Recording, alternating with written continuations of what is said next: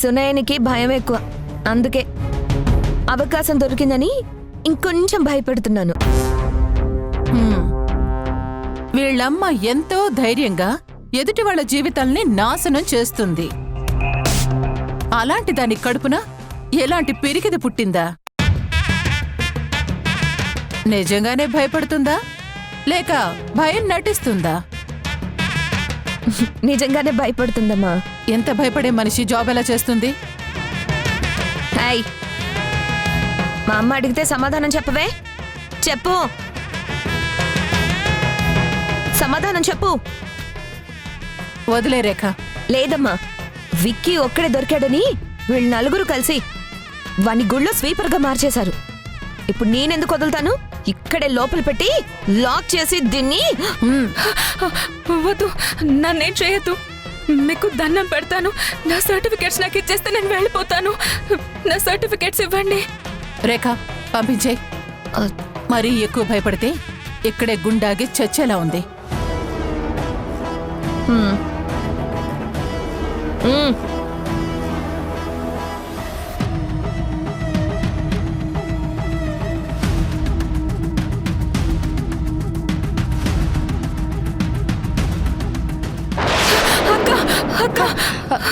ఏమైంది సునైనా? ఏమైంది? అక్క, వెళ్ళు. ఇంటర్వ్యూ చేయకుండా నన్ను భయపెడుతున్నారక్క. మీరు అసలు మనుషులేనా? నోటికి ఏదొస్తే అది మాట్లాడితే మీ అమ్మ ఊరుకుంటుందేమో, నేను ఊరుకోను. ఇది నా ఆఫీస్. ఇక్కడ జాబ్ కోసం వచ్చిన వాళ్ళు గొంతు తగ్గించి మాట్లాడాలి. ఇది మీ ఆఫీస్ అని తెలియకొచ్చాం. తెలిస్తే మీ మొహం కూడా చూసేవాళ్ళం కాదు. అమ్మా, ఉద్యోగం కోసం మన కాళ్ల దగ్గరకు వచ్చి ఎలా మాట్లాడుతుందో చూసావా? ఇలాంటి పొగరుబోతులకి చిన్న ఉద్యోగం కూడా ఇవ్వకూడదు. మీలాంటి వాళ్ళు మేనేజర్ పోస్ట్ ఇచ్చినా ఎడంకాలతో తన్ని వెళ్ళిపోతాం. పేకాటలో కష్టంలో ఉన్నప్పుడు కరెక్ట్ టైంలో పడే జోకర్లా నువ్వు ఎంటర్ అయ్యి వీళ్ళని కాపాడాలరా కుమార్ రాజా. మీరుండండి మేడం, వీళ్ళది చాలా చిన్న రేంజ్. వీళ్ళతో మీరు మాట్లాడకూడదు, వీళ్ళకి నేను చాలు. నువ్వెవరు మాట్లాడడానికి? నేను శేఖర్ కొడుకుని మేడం.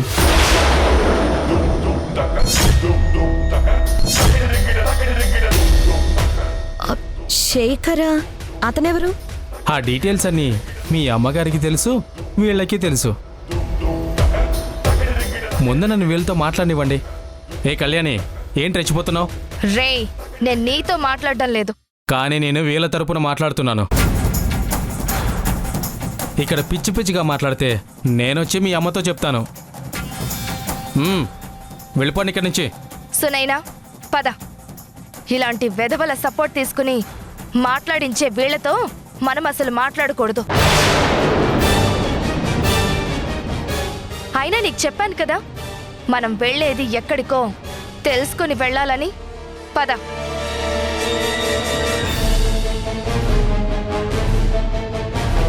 చూసావా అమ్మా ఎంత పొగరుగా మాట్లాడుతుందో? వదిలే రేఖ, వాళ్ళది మన స్థాయి కాదు. కరెక్ట్గా చెప్పావత్తయ్యా. రేయ్, మళ్ళీ నన్ను అత్తయ్య అన్నావంటే? అనను, కానీ అలాంటి రెబల్స్కి బుద్ధి చెప్పాలంటే మీ పక్కన నా లాంటి ట్రంప్ కార్డు ఒకటి ఉండాలి. కానీ నేను మీ పక్కన ఉండాలంటే. రేఖ, వీడికొక చిన్న పోస్ట్ ఒకటి ఇవ్వు. అమ్మా, ఇచ్చేయి. ఎక్కడో ఒక చోట ఉపయోగపడతాడు.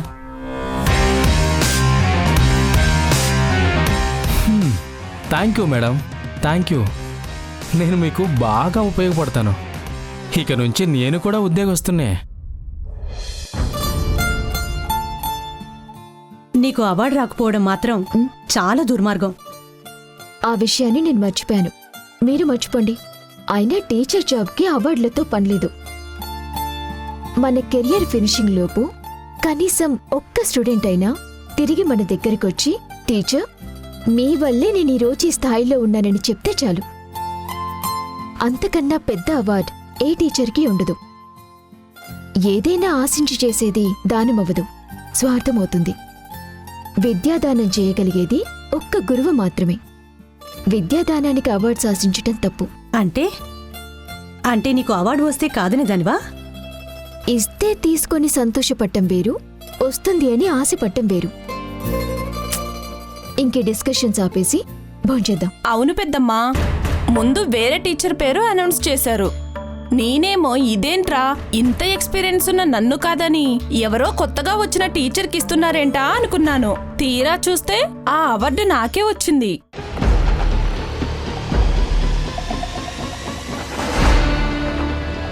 అరే, నా కోసం ఎన్ని స్కూళ్ళ వాళ్ళు అడుగుతున్నారు తెలుసా?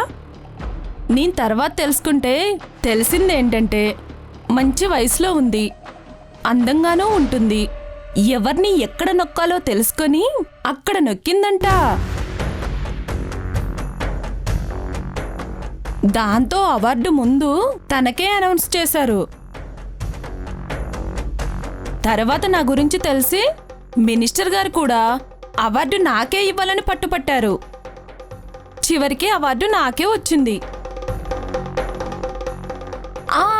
అవునవును పెద్దమ్మా, కొంతమంది అంతే, పిల్లలకి పాఠాలు చెప్పడం మానేసి పక్కదారుల్లో ఇలాంటి పనులు చేస్తారు. మిస్సెస్ మాధురి, పెద్దమ్మా, నేను మళ్ళీ చేస్తాను.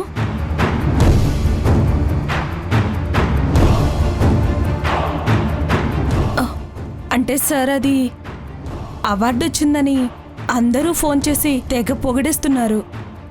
చెప్పండి సార్. అవార్డు అంటే మెడలో వేసుకునే బంగారు నగ కాదు, 10 మందికి షో ఆఫ్ చేసుకోవడానికి.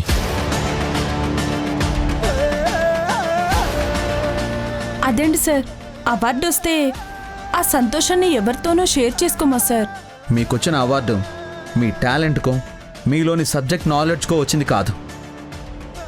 వారాహి గారికి అవార్డు ఇవ్వకూడదనే దుర్మార్గపు ఆలోచనతో ఒక పెద్ద స్థాయిలో ఉన్న వాళ్ళ స్వార్థం వల్ల వచ్చింది.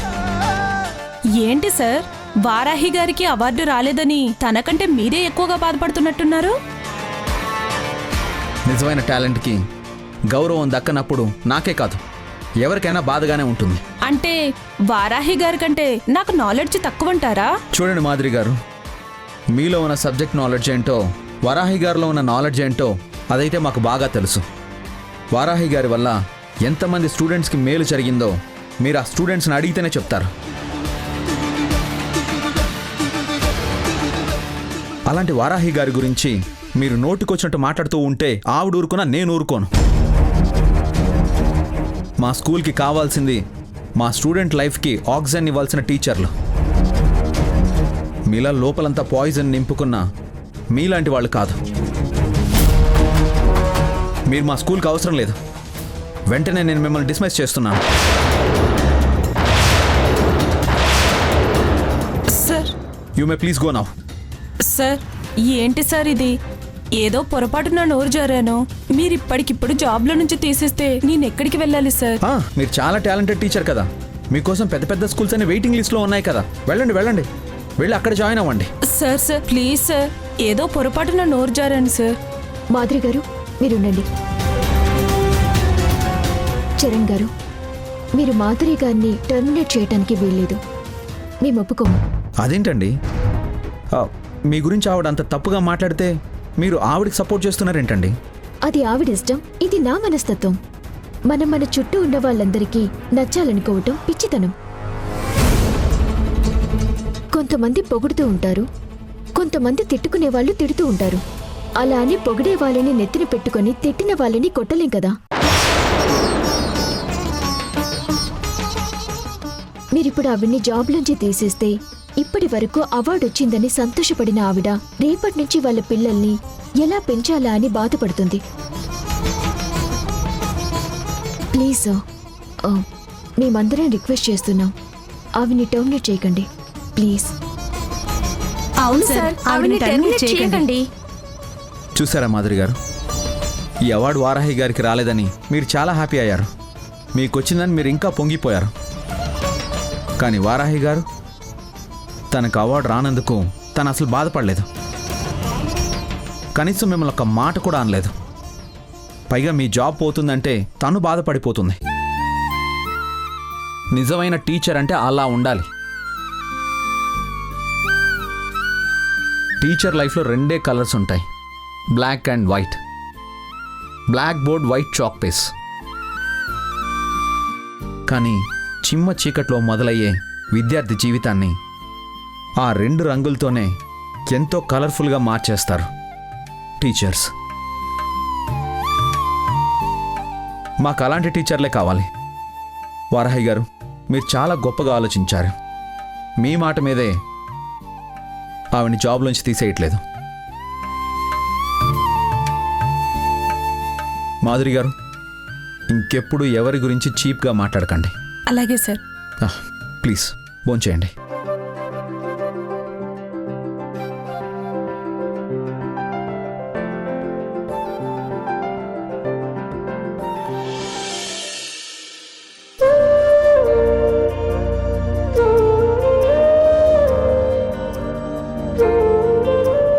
అమ్మవారి బొట్టు పెట్టాను, ఇక భయపడకు. అయినా ఏం జరగలేదు కదా. కానీ ఆ అరుంధతిని చూడగానే గుండె ఆగిపోయినట్టు అనిపించిందమ్మా.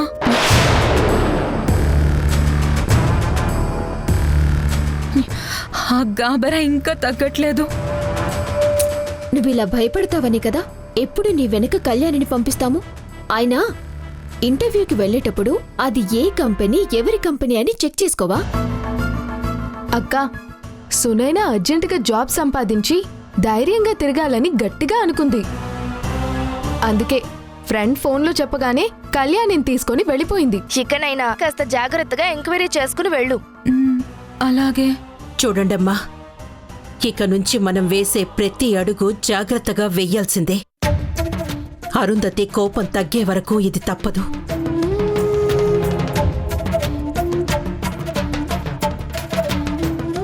ఎప్పుడూ ఒకరికి ఒకరు తోడుగా ఉండండి.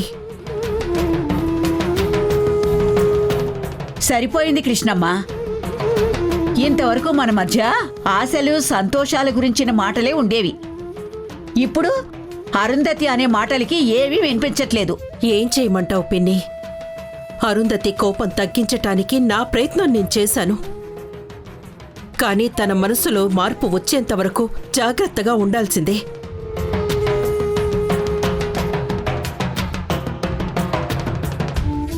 అపార్థం వల్ల వచ్చిన కోపం అంత తొందరగా చల్లారదు.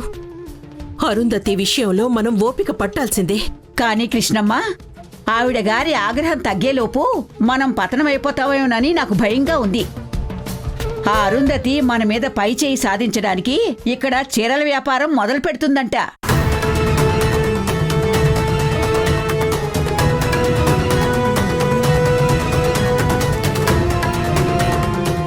మన ఇంటికి 3 వీధుల అవతల మెయిన్ రోడ్ ఉంది కదా, అక్కడే పెద్ద షాపు తెరుస్తుందంట.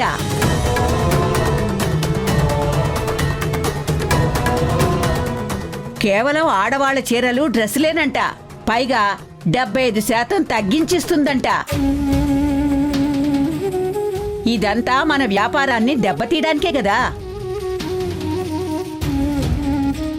అంటే 1000 రూపాయల చీరను 250 రూపాయలకే ఇచ్చేస్తుందా? ఖచ్చితంగా ఇస్తుంది. 100 కోట్ల ఆస్తులున్నాయి వాళ్ళకి. అందులో 1 కోటి పోయినా వాళ్ళకేం పోయినట్టు కాదు. కానీ మన బిజినెస్ పోతుంది. అంటే ఇక మన దగ్గర ఎవరు చీరలు కొనరా? కొనుక్కుపోవచ్చు. ఆ అరుంధతి విక్కి కోరుకునేది కూడా అదే. వాళ్ళకి నష్టం వచ్చినా పర్వాలేదు, మనకి మాత్రం బిజినెస్ జరగకూడదు.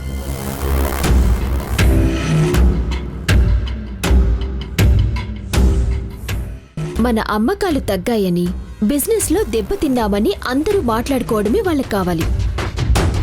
ఫైనాన్షియల్గా, ఎమోషనల్గా మనల్ని దెబ్బతీయటం ద్వారా మన మీద పై చేయి సాధించాలని చూస్తున్నారు.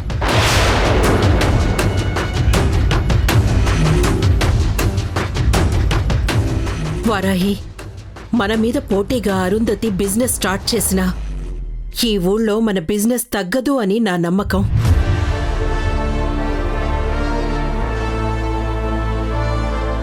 ఎందుకంటే ఈ ఊళ్ళో చాలా షాపులున్నాయి. కానీ మన మీద అభిమానంతో చాలా మంది మన దగ్గర చీరలు కొంటున్నారు.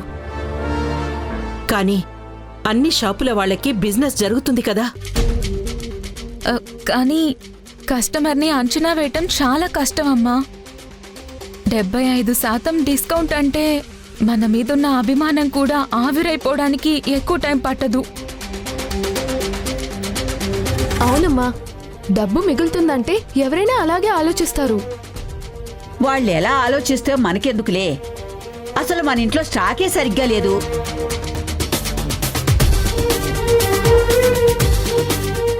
కాబట్టి కృష్ణమ్మ, కొన్నాళ్ల పాటు మనం మౌనంగా ఉన్నామంటే ఆ అరుంధతే ₹1,00,00,000 పోగొట్టుకుంటుంది. అంటే ఏంటమ్మమ్మా, పోటీ నుంచి తప్పుకుందామంటున్నావా? అంతేగా, ఆ అరుంధతితో పోటీ పడాలంటే మన దగ్గర చాలా చీరలు కావాలి. దాంతోపాటు మనం కూడా ఎంతో కొంత డిస్కౌంట్ ఇవ్వాలి. దానికంటే ముందు మన దగ్గర కొత్త స్టాక్ ఉందని అందరికీ తెలియాలి. ఇప్పటికిప్పుడు అన్ని చీరలు ఎక్కడి నుండి తేగలం? అంత డబ్బు మన దగ్గర లేదే. కానీ అమ్మా, ఈ అరుంధతి విక్కీ వాళ్ళు చాలా డిఫరెంట్గా ప్లాన్ చేస్తున్నారని నాకు అనిపిస్తోంది. ఎందుకంటే మొన్న అక్క అభినందన సభలో విక్కీ నాతో నెక్స్ట్ టార్గెట్ నువ్వే అన్నాడు.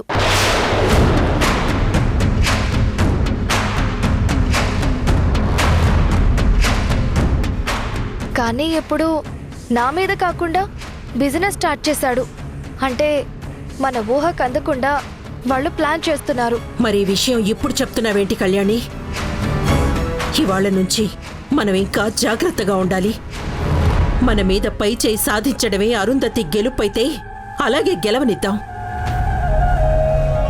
మీరు మాత్రం ఏ పని చేసినా 1-2 సార్లు ఆలోచించి చేయండి. అంటే ఏంటమ్మా, ఆవిడ అహంకారం ముందు మనం ఓడిపోవాలా? నా కూతుర్లు క్షేమంగా ఉండటమే నాకు అతి పెద్ద విజయం. దాని ముందు మిగతావన్నీ చిన్నవే. ఇక బిజినెస్ గురించి, స్టాక్స్ గురించి ఆలోచించకండి.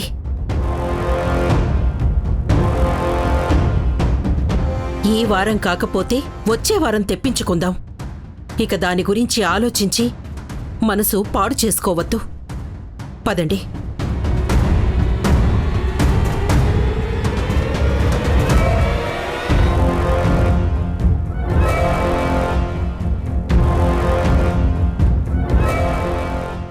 అమ్మా దుర్గమ్మ, మా అమ్మని ఓడిపోకుండా చూడు తల్లి.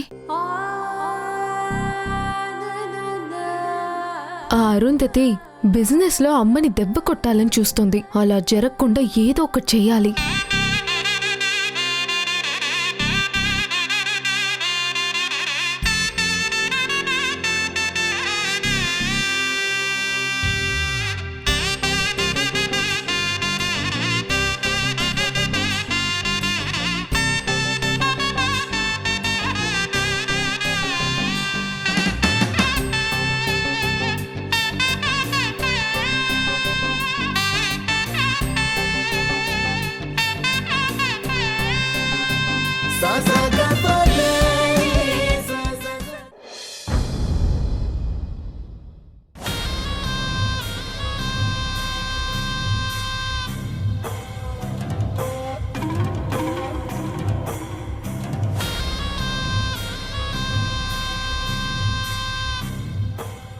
ఏంటి విక్కీ అంత సీరియస్గా ఆలోచిస్తున్నావు?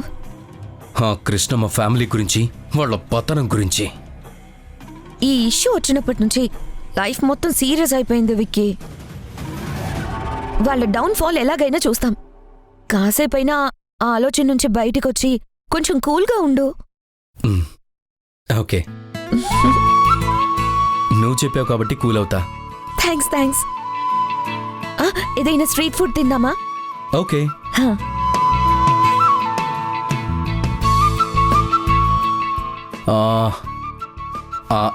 అక్కడ ఓకేనా? ఓకే.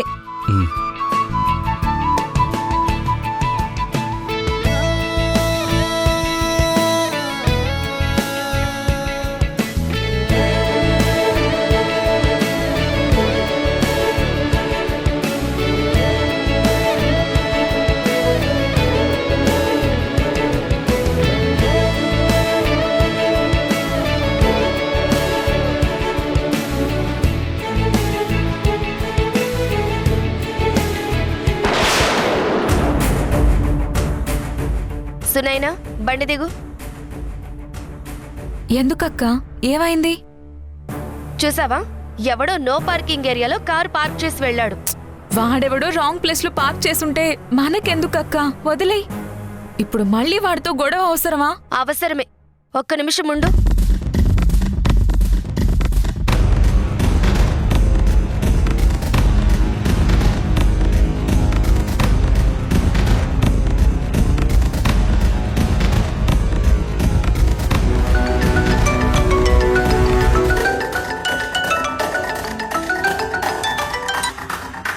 హలో కళ్యాణి, కాబోయే ఎస్ఐ. ఏంటమ్మా ఫోన్ చేసావు? అన్నయ్య, మన ఏరియాలో ఎవడో ఇడియట్ రూల్స్ తప్పి కార్ పార్క్ చేశాడు. నువ్వు వెంటనే రావాలి. రూల్స్ బ్రేక్ అయ్యాయని తెలిస్తే ఈ రామకృష్ణ నిమిషంలో ఉంటాడమ్మా. వస్తున్నాను. అలాగే అన్నయ్య.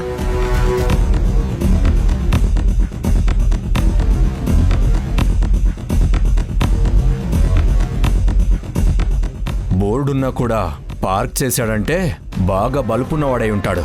దాని క్లాంపే.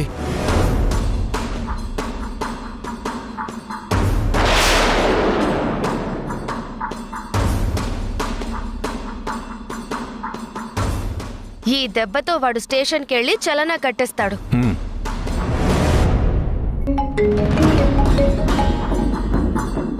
హలో, చెప్పమ్మా. అవునా, ఇప్పుడే వస్తున్నా. అక్క వెళ్ళిపోదామక్క. అన్నయ్య కూడా వచ్చాడు కదా, ఇంకా తను చూసుకుంటాళ్లే. లేదు, ఇలా రూల్స్ తప్పిన ఆ వెధవకి నేను బుద్ధి చెప్పాలి. కళ్యాణి, వాడు స్టేషన్కి వస్తే నేను మాట్లాడతాలే. ఏంటి నా కారు క్లాంప్ వేశారు? ఓ, ఇది తమరి కారేనా? అయితే డైరెక్ట్ గా స్టేషన్కే తీసుకెళ్ళండి.